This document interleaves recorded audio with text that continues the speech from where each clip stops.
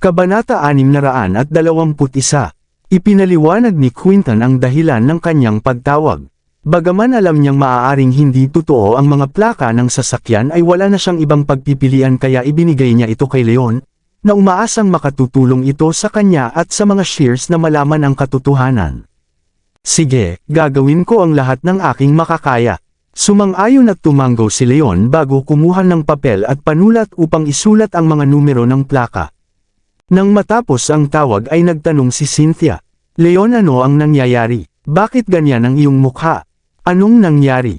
Bumantong hininga si Leon at ikinwento ang pagtambang kay Quinton. "Ano, nangyari iyon?" Nagulat si Cynthia at hindi makapaniwala sa narinig, lalo na at ang 3 purong enerhiyang tableta lamang ang kinuha sa halip na ang mga tableta ng pag-aalaga ng enerhiya na mas mahal pa ang halaga. Napakabihira nito sa isip-isip niya, at hindi ko maintindihan ang nangyayari. "Cynthia, isa kang shear at mas kilala mo ang lahat ng pamilya dito sa lungsod ng Springfield kaysa sa akin. Sino sa tingin mo ang nasa likod nito?" Pagtatanong ni Leon. Batay sa paglalarawan ni Quinton, ang namumuno ay isang mandirigma na nasa antas ng kalahating Panginoon, kasama ang mahigit 100 mandirigma mula sa antas ng likas hanggang sa antas ng pinakamataas.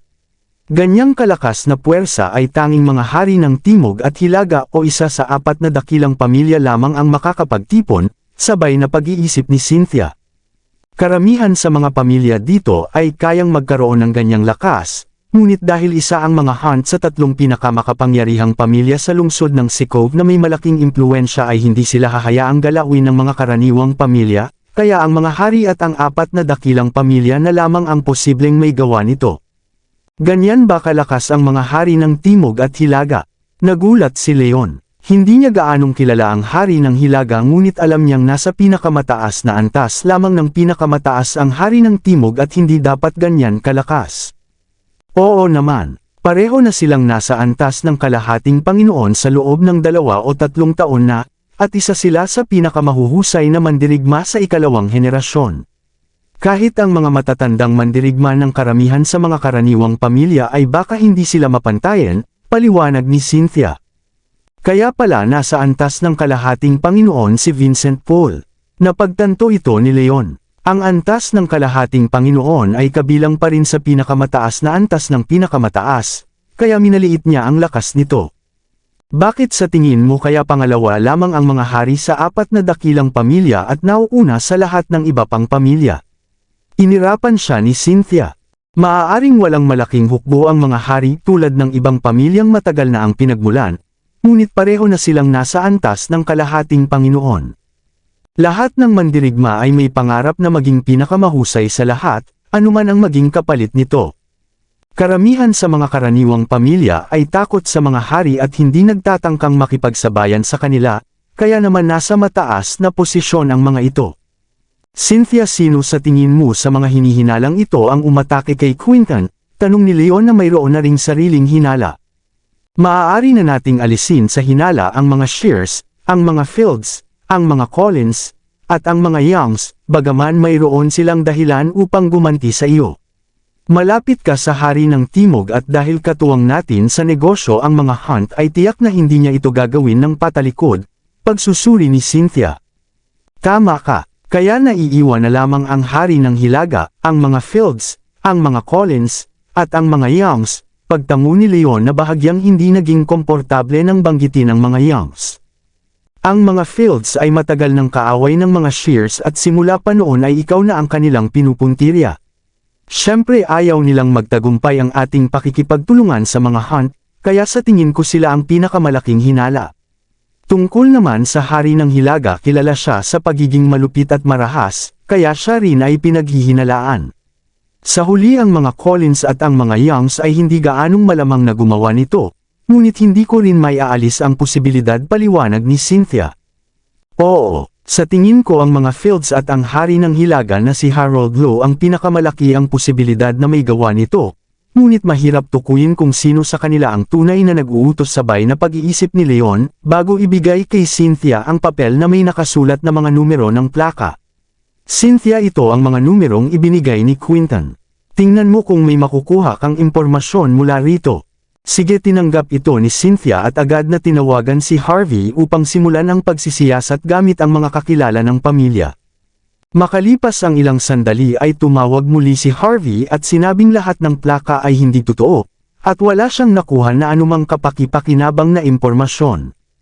Kahit handa na sila, ay bahagya pa rin silang nadismaya. Tumawag muli si Leon kay Quinton upang ipaliwanag ang kanilang mga hinala at ang tungkol sa mga peking plaka.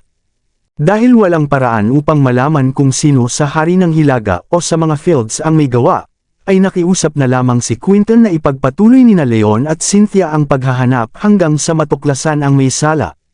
Sa sandaling iyon ay may kumatok sa pinto at pumasok ang kalihim ni Cynthia na isang magandang dalaga. Binibining Shear, tumawag po mula sa kagawaran ng seguridad na may dalawang lalaking nagsasabing sila ay mga mandirigma. Mga mandirigma. Nagulat si Leon at nagpalitan sila ng tingin ni Cynthia na parehong puno ng pag-asa. Inanunsyo ni Leon noong nakaraang paglulunsad na nais siyang kumuha ng mga mandirigma, kaya sa tingin niya ay ito na ang mga nais sumali. Binibining White, ipatawag po ang mga bantay upang ihatid sila sa silid ng pagpupulong. Pupunta na ako doon upang salubungin sila. Utos ni Leon. Opo, Ginoong Wolf, sumulyap ng palihim si Binibining White kay Leon. Dati ay inakala ng karamihan sa mga empleyado na secretary lamang ni Cynthia si Leon at walang nakakaalam na siya pala ang namumuno sa Synth-Ion Group, hanggang sa inamin ito ni Leon noong paglulunsad. Bata pa si Leon, mayaman at guwapo, kaya inaasahang siya na ang magiging pinaka-inirekomendang binata sa kumpanya. Binibining White, ano ang nangyayari? Mayroon pa ba itong ibang dahilan? Tanong ni Cynthia nang mapansin itong hindi gumagalaw. Wala po, bumalik sa sarili at namula ito bago lumabas ng silid. Cynthia, gusto mo bang sumama sa akin upang makita ang dalawang mandirigmang iyon? Tanong ni Leon. Oo naman, sana ay hindi sila masyadong mahina, tumanggo si Cynthia. Kailangan ni Leon ng mga makapangyarihang mandirigma upang bumuo ng sarili niyang hukbo, at sinumang mas mababa pa sa antas ng panimulang likas ay walang silbi sa kanya. Kaya kailangan niya ng mga nasa antas ng katamtamang likas o mas mataas pa. Siyempre mas mainam kung nasa sakop ng pinakamataas na dalubhasa, ngunit alam ni Cynthia na mahirap makahanap ng ganoong kalakas na hindi kabilang sa anumang pamilya at hindi malamang na makakuha agad si Leon nito. Ganoon din ang iniisip ni Leon at masisiyahan na siya kung nasa antas ng mataas o pinakamataas na likas ang mga ito. Pagkatapos ay gagamitan na lamang niya sila ng mga purong enerhiyang tableta upang umakyat sa antas ng panimulang pinakamataas. Sa loob ng silid ng pagpupulong ay nakita nila ang dalawang lalaking nasa katanghaliang gulang na magkahawig at tila magkapatid. Ginoong Wolf, Binibining Shear, ikinalulugod namin kayong makilala. Ako po si Spencer at ito naman ang aking kapatid na si Stephen, sabay na yumuko ang dalawa. Kilala na sa buong lungsod ng Springfield ang pangalan ni Leon matapos ang paglulunsad at nalaman ng karamihan na siya ang gumagawa ng mga gamot para sa mga shares, at umabot na sa antas ng mataas na pinakamataas. Laging iginagalang ng mga mandirigma ang lakas at dahil napakalakas ni Leon sa kabila ng murang edad ay buong paggalang silang humarap sa kanya. Maupo kayo, sabi ni Leon bago nagtanong, ano po ang nagdala sa inyo dito? Nandito kami upang mag-alok ng kasunduan, diretsahang sabi ni Spencer. Kasunduan. Nagulat si Leon. Inakala niyang sumagot sila sa kanyang paanyaya, ngunit iba ang kanilang layunin. Nadismaya rin si Cynthia nang malaman na hindi sila narito upang maglingkod sa Synth-Ion Group. Ginoong Wolf, sa totoo lang ay may natagpuan kaming napakabihirang bagay sa kabundukan kamakailan. Ito ay ang bunga ng diwata.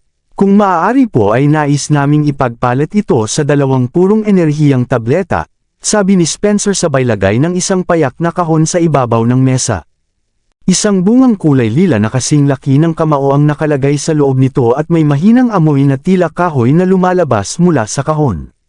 Dahil matagal na itong napitas, ang lilang bunga ay tila karaniwang pinatuyong prutas na lamang ang itsura nito. Bunga ng diwata. Wala pa akong narinig tungkol dito. Nakakunot na sabi ni Cynthia. Ang mga shares ang pinakamalaking tagapagtustos ng mga gamot at kilala niya ang napakaraming halamang may gamot, ngunit hindi pa niya nakikita o narinig man lang ang bunga ng diwata. Biglang nawala ng masabi si Spencer. Parehong mandirigma at propesyonal na mga tagahanap ng kayamanan sina Spencer at Stephen, isang bihirang gawain na nakatuon sa pagkuha ng mga pambihirang bagay mula sa kalikasan. May mga naghahanap ng mga espesyal na bato, mayroon ding naghahanap ng mga pambihirang puno, at mayroon ding nakatuon sa paghahanap ng ginseng at iba pang halamang gamot sa mga ilog at kabundukan. Sina Spencer at Stephen ay kabilang sa huling uri at mas marami silang alam na pambihirang halaman kaysa sa karaniwang tao. Nahanap nila ang bunga ng diwata sa isang gubat matapos ang mahabang paghahanap. Alam nilang bihira ito, ngunit hindi nila tiyak kung ano ang tunay na nagagawa nito. Dahil sa tanong ni Cynthia ay hindi sila makahanap ng maipapaliwanag. Ano ang nangyayari? Bakit hindi kayo makapagsalita? Baka may napitas lang kayong kung anong halaman at sinabing bihira ito upang lokohin kami. Dumilim ang mukha ni Cynthia. Hindi po binibining sheer, pareho kaming tagahanap ng kayamanan at pamilyar kami sa iba't ibang uri ng kayamanan, ngunit hindi namin laging alam ang gamit ng mga ito, nagmamadaling paliwanag ni Spencer. Kaya maniniwala na lang kami sa sinasabi ninyo. Bukod pa rito ang dalawang purong enerhiyang tableta ay nagkakahalaga ng milyon-milyon. At kahit pabihirang halaman ito ay hindi ito maaaring ganoon kalaki ang halaga. Pang-uuyam ni Cynthia. Noong paglulunsad ay naibenta ang isa sa 30 milyon, at hindi makatwirang ipagpalit ito sa isang bagay na hindi nila kilala. Kung ayaw ninyong maniwala, hayaan na ninyo. Aalis na lamang kami. Nadismaya si Spencer. Mula nang malaman nilang gumagawa ng gamot si Leon ay inakala nilang baka alam nito ang gamit ng bunga ng diwata, kaya sila nagpunta. Ngunit sa narinig kay Cynthia ay napagtanto nilang hindi nila ito maipapahalaga ng tama. Lungkot na binuhat ng dalawa ang bunga ng diwata at tumayo na upang umalis. Maraming salamat sa lahat ng sumusubaybay. Please subscribe and follow my YouTube and Facebook channel, Filipino Novel. Maraming salamat po. Kabanata 625. Sandali lang sumingit si Leon na tahimik lamang sa buong oras na iyon. Tulad ni Cynthia ay hindi pa rin siya nakarinig tungkol sa bunga ng diwata noon. Nanatili siyang tahimik dahil binubuklat niya sa kanyang isip ang lahat ng recipe na iniwan ng ninuno ng mga wolf upang tingnan kung may nababanggit tungkol dito, at sa wakas ay nahanap din niya ito. Ang bunga ng diwata ay isa sa pinakabihirang likas na lunas na mas mahirap pang hanapin kaysa sa ligaw na ginseng o ugat ng polygonum, at ang halaga nito ay katumbas na ng 500 taong gulang na ligaw na ginseng. Ayon sa mga tala ng ninuno ng mga wolf, ang bunga ng diwata ay ginagamit sa paggawa ng tableta ng dragon, isang natatanging tableta na nagpapagising sa nakatagong lakas ng katawan upang pansamantalang tumaas ang kapangyarihan nito. Gumagana ito kapwa sa mga gumagamit ng mahika at sa mga mandirigma. Kapag nakain ang tableta ng dragon ay tataas ang antas ng lakas ng isang tao ng isang hakbang sa loob ng 1 hanggang 2 oras. Ang tanging kawalan ay kapag nawala na ang bisa ay magiging sobrang hina ng katawan at hindi makakabawi agad sa loob ng 1 hanggang 2 araw. Ginoong Wolf, mayroon po ba kayong sasabihin? Tanong ni Spencer na hindi maintindihan kung bakit pinatigil sila ni Leon gayong tila hindi rin ito alam ang halaga ng bunga. Tinatanggap ko ang bunga ng diwata, masiglang ngiti ni Leon. Nagsasanay siya ng mahika at ang bawat antas na inaakyat niya ay katumbas ng 2 antas para sa mga karaniwang mandirigma. Dahil nasa antas siya ng katamtamang pinakamataas, ang paggamit ng tableta ng dragon ay magdadala sa kanya pansamantala sa pinakamataas na antas ng pinakamataas. Hindi man ito pang matagalan ay malaking tulong ito sa oras ng panganib at sapat na upang baguhin ang takbo ng laban kung kinakailangan. Totoo po ba? Tama po ba ang narinig ko? Sobrang tuwa ni Spencer. Sumuko na siya at hindi inasahang magbabago pa ang isip nito. May punto naman si Cynthia, ang isang purong enerhiyang tableta ay nagkakahalaga ng mahigit 7 milyon, kaya baka masyado na silang naghangad kung 2 ang hinihingi nila kapalit ng bunga. Ginoong Wolf, naiintindihan ko po kung gaano kahalaga ang mga purong enerhiyang tableta, at baka masyado na kaming naghangad ng 2. Ganito na lang po, ibibigay ko sa inyo ang bunga ng diwata kapalit ng isang purong enerhiyang tableta, nagmamadaling sabi ni Spencer. Nagulat si Leon. Pumayag na siya sa unang kasunduan at sa halip na magmalaki pa ang magkapatid ay nag-alok pa silang ibaba ang hinihingi na nagpapatunay na sila ay tapat at hindi sakam na mga tao. Ayos lang. 2 pa rin ang ibibigay ko. 2 naman kayo, kaya tig-1 kayo, sabi ni Leon. Dahil sa tapat na pag-uugali ng magkapatid ay ayaw niyang samantalahin sila. Ang bunga ng diwata ay mas mahalaga pa kaysa sa 500 taong gulang na ligaw na ginseng, kaya malaking pakinabang ang makuha nito kapalit ng 2 tableta. Maraming salamat po, Ginoong Wolf. Sobrang tuwa ng magkapatid at magalang na yumuko kay Leon. Nagbaba na nga sila ng hinihingi ngunit iginiit pa rin ni Leon na ibigay ang 2. Sa sobrang pasasalamat ay naisip nila sa kanilang sarili kaya naman pala siya ang namumuno. Agad silang humanga kay Leon. Kumuha si Leon ng 2 purong enerhiyang tableta at iniabot kina Spencer at Stephen. Ginoong Wolf, kung wala na po kayong ibang sasabihin ay aalis na po kami, yumuko ang 2 at nagpaalam. Sandali lang, nais ko sanang malaman kung anong antas na kayo. Nasa pinakamataas na antas ba kayo ng likas? Tanong ni Leon sa pag-aakalang doon pa lamang sila at nagmamadaling ipagpalit ang bunga upang maabot ang sakop ng pinakamataas na dalubhasa.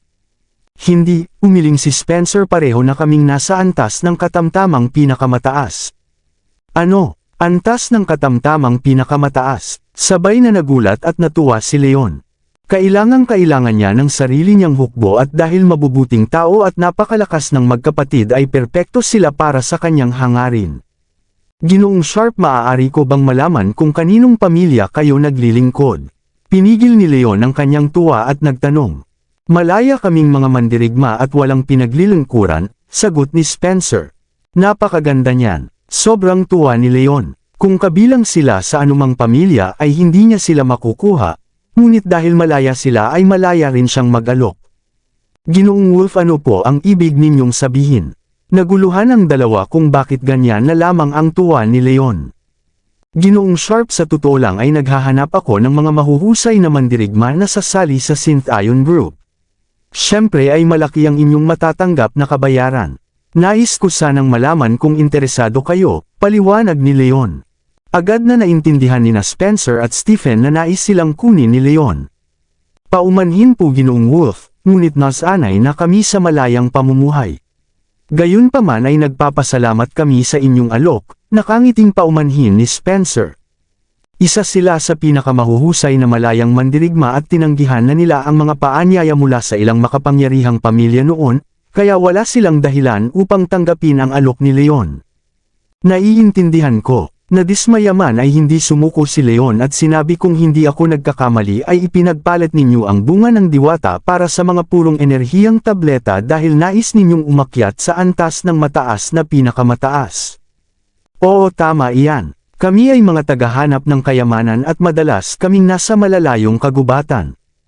Ang mga purong enerhiyang tableta ay nakatutulong lamang sa mga nasa pinakamataas na antas ng likas upang maabot ang sakop ng pinakamataas na dalubhasa.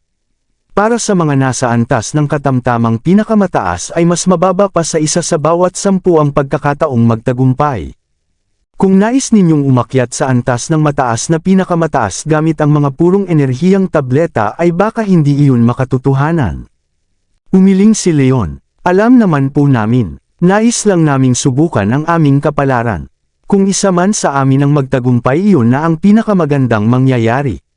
Ngunit kung pareho kaming mabigo ay sadyang ganoon na lamang ang aming kapalaran. Bumantong hininga si Spencer. Alam niyang maliit ang pagkakataon ngunit dahil nakakapagpalakas din naman ang mga purong enerhiyang tableta ay lalakas pa rin sila, kahit hindi umakyat sa mas mataas na antas, kaya sulit pa rin ito. Mayroon akong paraan upang matulungan kayong umakyat sa antas ng mataas na pinakamataas, sabi ni Leon. Ano, totoo ba? Nagulat ang magkapatid. Oo naman, kung manganga ko kayong sasali sa Synth Ion Group, tinitiyak ko na aabot kayo sa antas ng mataas na pinakamataas, alok ni Leon. Nagpalitan ng tingin sina Spencer at Stephen at nawalan ng kapanatagan. Ilang taon na silang nasa antas ng katamtamang pinakamataas at ang pagtawid sa hadlang na ito ang kanilang pinakamalaking pangarap, kaya nagsimulan na silang mag-alinlangan sa alok ni Leon. Ngunit mawawala ang kanilang kalayaan kapag nangako na sila ng katapatan kay Leon, at labag ito sa kanilang prinsipyo. Matapos ang ilang sandaling pag-aalinlangan ay muling tumanggi si Spencer. Ginoong Wolf, salamat po sa pagpapahalaga ninyo sa amin, ngunit nasanay na kami sa malayang pamumuhay kaya hindi namin matatanggap ang inyong mga kondisyon. Ano, hindi ba ninyo nais na maabot ang antas ng mataas na pinakamataas? Nagulat si Leon. Ang paglakas ay pangarap ng bawat mandirigma at hindi niya inasahang tatanggihan nila ang ganitong pagkakataon. Nag-alinlangang ngumiti si Spencer. Mas diretsahan naman si Stephen at sinabing Ginoong Wolf hindi po sa namamaliit kami sa inyo, ngunit narinig namin kaya. Kaya naman pala nag-aalala kayong nagsisinungaling lang ako. Napagtanto ito ni Leon at nanahimik na lamang ang magkapatid. Huwag kayong mag-alala. Nangangako ako sa pangalan ng Synth Ion Group na tutuparin ko ang aking sinabi, buong paninindigang sabi ni Leon. Ginoong Wolf, hayaan na lamang po ninyo ito. Wala po kaming balak sumali sa Synth Ion Group, sana po ay maunawaan ninyo, ulit na pagtanggi ni Spencer. Dahil sa tingin nila ay hindi naman ganoon kalayo ang antas ni Leon sa kanila ay hindi sila kumbinsido. Nang makitang matatag ang pasya ng magkapatid na tumanggi ay nabahala si Leon. Nais niyang patunayan na hindi siya nagsisinungaling, ngunit hindi madali ang paglakas at mahirap siyang patunayan kung ayaw naman nilang maniwala. Gayunpaman ay may naisip siya. Kung ayaw ninyong maniwala ay hayaan na ninyo. Mayroon pa akong huling tanong. May interes ba kayo sa mga pamamaraang lakas? Mariing mungkahi ni Leon. Mga pamamaraang lakas, bakit ninyo natanong iyan? Mayroon ba kayong ganoon? Nagulat sina Spencer at Stephen. Nang magsimula ng magpaliwanag si Leon ay sinipa siya ni Cynthia sa paa sa ilalim ng mesa. Leon, sumama ka sa akin, seryosong tingin ni Cynthia bago ito hilahin palabas ng silid. Nang makarating sila sa tahimik na bahagi ay nagtanong si Leon. Cynthia, ano ang nangyayari? Leon, nababaliw ka na ba? Plano mo bang ibigay sa kanila ang isang pamamaraang lakas? Mariing tanong ni Cynthia. Alam na niyang ang paraan ng mahiwagang dalaga ay isang pamamaraang ganap, at dahil nasa kay Leon ito ay sigurado siyang may alam din itong ibang mga pamamaraang lakas. Oo, iyon nga ang aking balak, tumanggo si Leon. May kapalit ang bawat sakripisyo at kahit napakahalaga ng mga pamamaraang lakas ay kailangan niyang bumuo ng sarili niyang hukbo. Ang pagbibigay nito upang makakuha ng dalawang tapat na tagasunod ay higit pa sa sapat na kapalit.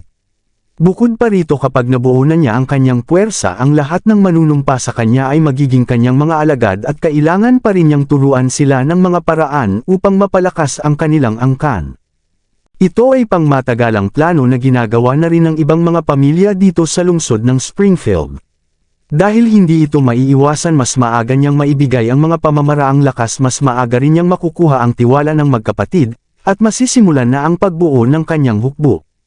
Napakabaliw mo. Napakahirap makahanap ng mga pamamaraang lakas.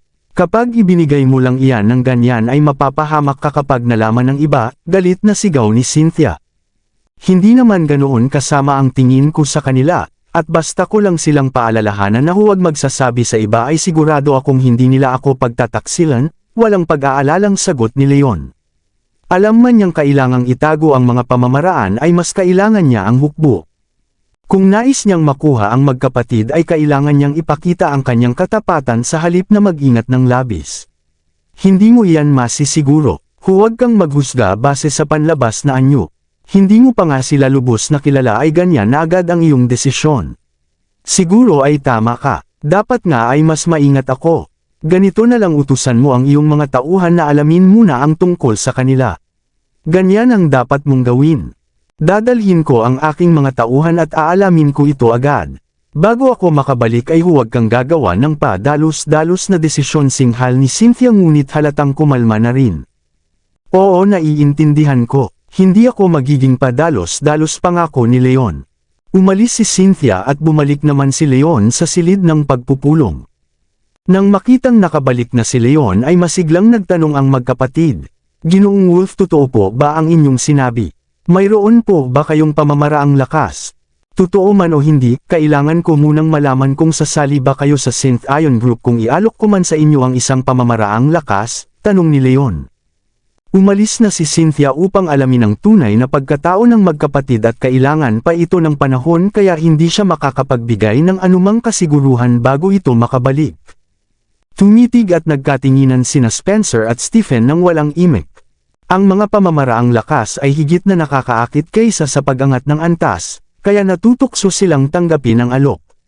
Kung totoo ngang mayroon nito si Leon ay maaari nilang isaalang-alang ang paglilingkod, ngunit dahil napakabihira nito at hindi pa nakakapagbigay ng kumpirmasyon si Leon ay mahirap para sa kanilang maniwala. May posibilidad na nagsasabi ng totoo si Leon, ngunit mayroon ding pagkakataon na nagpapanggap lamang ito kaya hindi nila alam kung ano ang dapat gawin.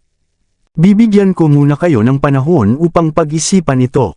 Kapag nagkasundo na kayo ay pag-usapan pa natin ito ng mas malalim, banayad ng ngiti ni Leon bago lumabas ng silid upang bigyan sila ng pagkakataong mag-usap ng dalawa lamang. Pinanood nila ang paglaho ni Leon sa likod ng pinto at sinimulan na nilang pag-usapan ang bagay na ito. Spencer, sa tingin mo ba ay mayroon talagang pamamaraang lakas si Ginoong Wolf? Tanong ni Stephen. Sa tingin ko ay wala. Kahit nga ang 4 na dakilang pamilya ay mayroon lamang antas ng pinakamataas na unlad. Magaling man si Ginoong Wolf sa kabila ng kanyang edad, ay hindi siya makakapantay sa 4 na dakilang pamilya. Paano siya magkakaroon ng ganoong kataas na antas ng pamamaraan gayong wala nga rito ang mga dakilang pamilya? Umiling si Spencer. Hindi ako naniniwala dyan. Si Ginoong Wolf ang gumagawa ng mga gamot para sa mga shears at umabot na sa antas ng mataas na pinakamataas sa ganitong murang edad, pagtutol ni Stephen. Ang mga pamamaraang kabilang sa antas ng mataas na lakas at antas ng pinakamataas na lakas ay sadyang napakahirap hanapin. Sa pananaw ni Stephen ay maaaring umabot sa ganitong antas at katanyagan si Leon sa tulong ng antas ng batayang lakas, kung hindi ay hindi niya malalampasan ang lahat ng kanyang kapwa-henerasyon. Mahinahong tumanggo si Spencer. May punto ka ngunit ano naman ang ibig sabihin yun? Spencer, ang pamamaraang ginagamit natin ay hindi gaanong mabisa, at sa tingin ko ay hindi na tayo lalo pang uunlad gamit ito. Kabanata 630. Kung sasama tayo kay Ginoong Wolf at ibigay niya sa atin ang pamamaraang lakas, hindi ba iyon napakagandang bagay? Masiglang tanong ni Stephen. Hindi mo nakikita ang buong katotohanan. Wala tayong halaga sa paningin ni Ginoong Wolf.